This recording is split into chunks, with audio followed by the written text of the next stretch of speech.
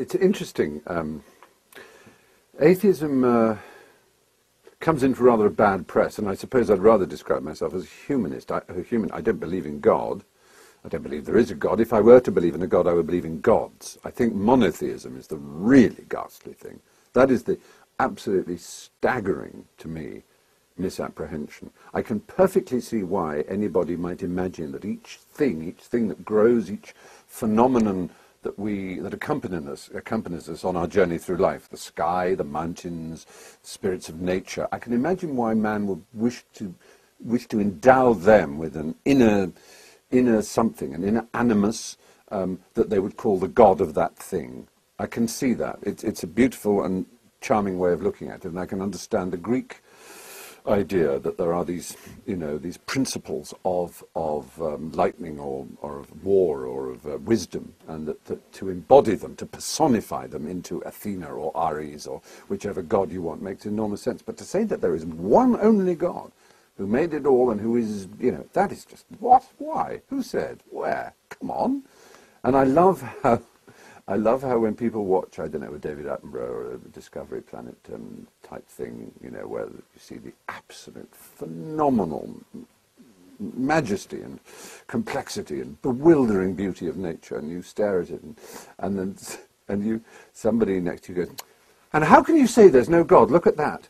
And then 5 minutes later, you're looking at the life cycle of a parasitic worm whose job is to bury itself in the eyeball of a little lamb and eat the eyeball from inside while the lamb dies in horrible agony.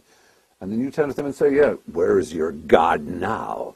I mean, you can't just say there's a God because the world is beautiful. You have to account for bone cancer in children. You have to account for the fact that almost all animals in the wild live under stress with not enough to eat and will die violent and bloody deaths.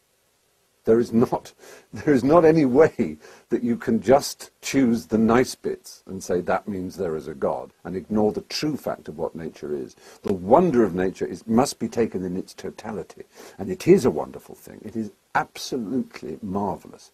And the idea that an atheist or a humanist, if you want to put it that way, doesn't marvel and wonder at reality, at the way things are, is nonsensical. The point is we wonder all the way. We don't just stop and say, that which I cannot understand I will call God, which is what mankind has done historically. That's to say, God was absolutely everything 1,000 or 2,000 years ago because we understood almost nothing about the natural world. So it could all be God.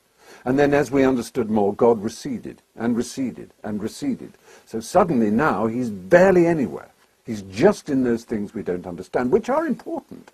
But I think it just is such an insult to humanity. And the Greeks got it right. The Greeks understood perfectly that if there were divine beings, they are capricious, unkind, malicious mostly, temperamental, envious, and mostly deeply unpleasant. Because that you can say, well, yes, all right, if there's going to be God or gods, then you have to admit that they're at the very least capricious. They're certainly not consistent. They're certainly not all-loving. I mean, really, it's just not good enough.